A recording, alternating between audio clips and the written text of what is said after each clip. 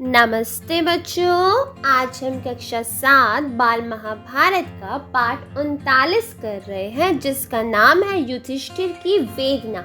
अर्थात युधिष्ठिर का कष्ट और उनका दुख, उसके बारे में यहाँ पर बात की गई है। आज हम इसके प्रश्न उत्तर करेंगे, तो अब शुरू करते हैं। बच्चों, ये जो क्वेश्चन आंसर है, ये उस स्थिति के है जब युधिष्ठिर अर्थात पांडव युद्ध जीत चुके थे और कौरव सारे मारे गए थे। अभी उसके बाद की स्थिति के बारे में बताया गया कि किस प्रकार युधिष्ठिर दुख से भरा हुआ घूमता रहता है, कष्ट में होता है, ठीक है ना। तो उसी के बारे में यहाँ बात की गई है। तो अब हम प्रश्न तो शुरू कर रहे हैं। प्रश्न 1, धृतराष्ट्र ने भीम की प्रतिमा के साथ क्या किया। अब जब पांडव जीत जाते हैं, तब वहाँ पे धृतराष्ट्र आते हैं और सबको मरा हुआ देखते हैं। वहाँ पे बहुत बुरी हालत होती है। वहाँ देखकर वह, जब उनके सामने सारे पांडव खड़े होते, तो वह भीम को अपने पास बुलाते। तो वहाँ पर भीम के स्थान पर श्री कृष्ण भीम की एक मूर्ति रख देते हैं, ठीक है। तो उसी के बारे में बात की जा रही है। अब देखिए, धृतराष्ट्र ने प्रतिमा को भीम समझकर जोरों से छाती से लगाकर कस लिया और प्रतिमा चूर चूर हो गई। अर्थात जैसे ही धृतराष्ट्र ने प्रतिमा को भीम समझ के अपनी छाती से लगाकर जोर से भींचा, तो क्या होता है, पूरी की पूरी प्रतिमा टूटकर गिर जाती है, चूर चूर हो जाती है।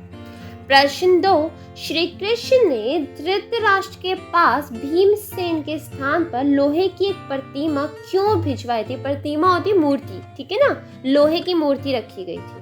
तो उसकी बात की जा रही है। उत्तर देखिए, धृतराष्ट्र के हाव भाव से श्री कृष्ण ने अंदाजा लगाया कि इस समय धृतराष्ट्र पुत्र शोक के कारण क्रोध में है, इससे भीम को उनके पास भेजना ठीक ना होगा। श्री कृष्ण धृतराष्ट्र के हाव भाव से ही समझ गए थे कि अभी वह बहुत ज्यादा गुस्से में है, क्योंकि उसके सारे पुत्र मारे गए हैं। इसलिए वह समझ जाते हैं कि अभी भीम को उनके पास भेजना सही नहीं होगा। अंततः उन्होंने भीमसेन को तो एक तरफ हटा लिया और उसके स्थान पर लोहे की एक प्रतिमा दृष्टिहीन राजा धृतराष्ट्र के आगे लाकर खड़ी कर दी। आप सबको पता है कि धृतराष्ट्र देख नहीं सकते थे, तो उनके सामने उन्होंने क्या किया, भीमसेन को हटाकर एक प्रतिमा, लोहे की प्रतिमा रख दी कि अगर धृतराष्ट्र कुछ करते हैं तो हानि उस मूर्ति को ही पहुंचे, ना कि भीमसेन को। प्रश्न 3, धृतराष्ट्र ने भीम की प्रतिमा को जोर से क्यों कस लिया। ऐसा धृतराष्ट्र ने क्यों किया था, ये तो आप सबको ही पता है क्यों किया था।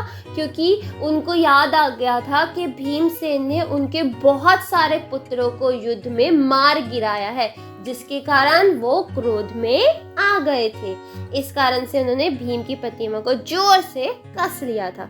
अब उत्तर देख लीजिए, वृद्ध राजा ने प्रतिमा को भीम समझकर जो ही छाती से लगाया, त्यों ही उन्हें याद हो आया कि मेरे कितने ही प्यारे बेटे को इस भीम ने मार डाला है। उन्हें याद आ जाता है कि मेरे कितने सारे बेटों को इस भीम ने मार दिया था। इस विचार के मन में आते ही धृतराष्ट्र क्षुब्ध हो उठे, अर्थात गुस्सा होते, उनके मन में गुस्सा आ जाता है और उसे जोरों से छाती से लगाकर कस लिया।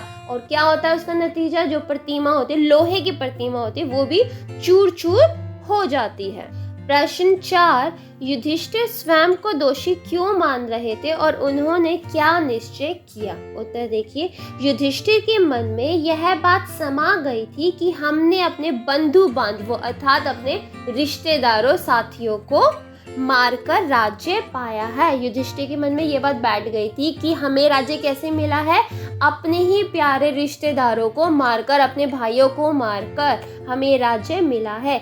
इससे उनको भारी व्यथा रहने लगी, अर्थात वे बहुत ज्यादा परेशान रहने लगे।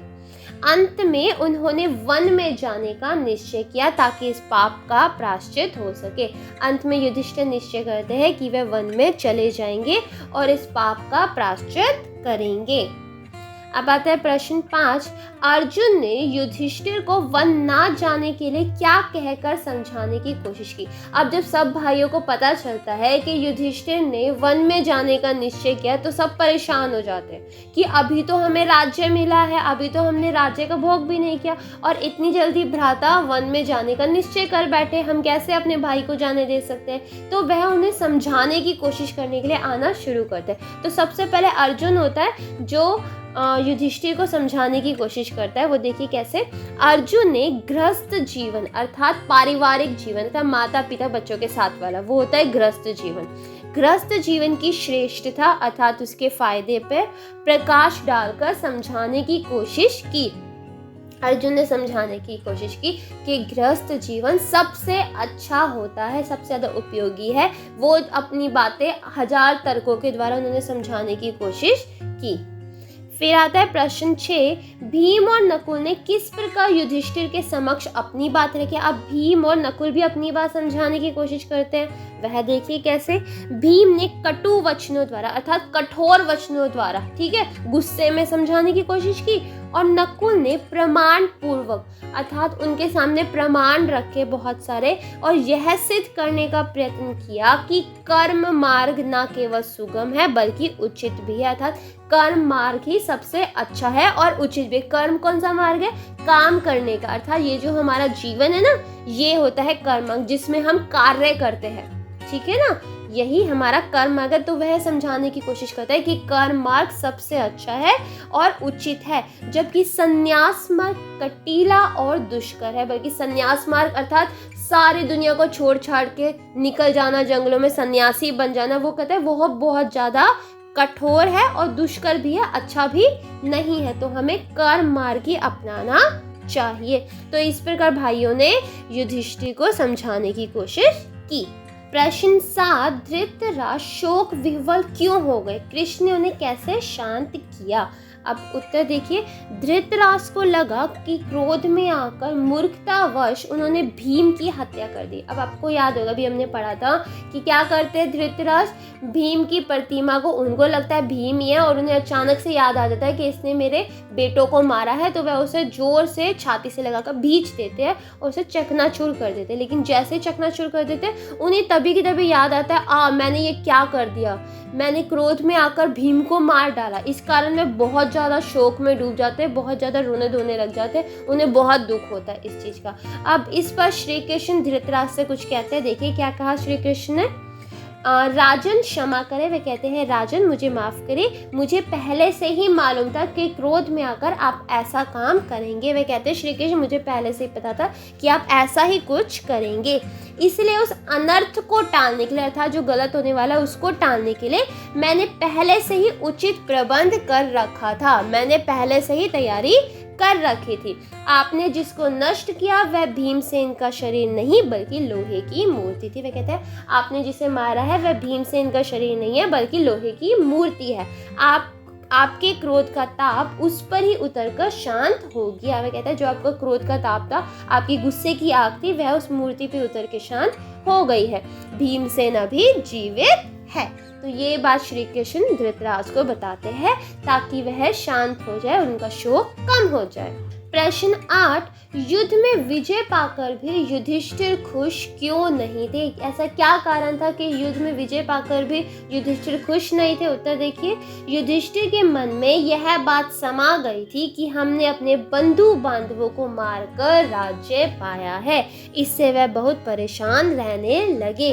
क्यों परेशान थे? क्योंकि उसके मन में ये बात बैठ गई थी कि हमने अपने ही बंधु बांधवों को, अपने ही रिश्तेदारों को, अपने ही भाइयों को मारकर ये राज्य पाया है, इसलिए वह दुखी रहने लग गए थे, परेशान रहने लग गए थे। प्रश्न 9, धृतराष्ट्र ने युधिष्ठिर को क्या कहकर समझाया? उत्तर देखिए। धृतराष्ट्र ने युधिष्ठिर को सांत्वना देते हुए बोले, बेटा तुम्हें इस तरह शोक विह्वल नहीं होना चाहिए, कि बेटा तुम्हें इस तरह शोक में नहीं डूबना चाहिए। दुर्योधन ने जो मूर्खताएं की थी, जो उसने गलतियां की थी, उनको सही समझकर मैंने धोखा खाया, उनको मैंने सही समझा था जिसके कारण मैं धोखा खा गया।